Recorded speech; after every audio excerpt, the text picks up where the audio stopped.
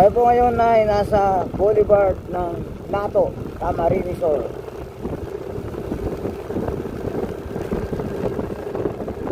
Yan pong bundok na yan na nakikita nyo.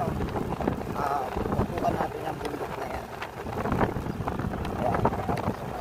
Ayun. Yan po yung bundok ng ano, Isla Tulayan, Atulayan.